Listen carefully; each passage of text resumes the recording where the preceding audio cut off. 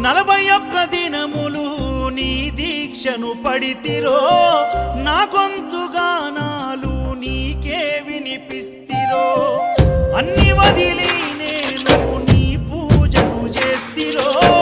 నన్ను నేను మరచి నీ సేవలో ఉంటిరో భక్తితోని భజన చేస్తూ బయలుదేరితి శక్తినిచ్చి నన్ను నడిపించు శబరికి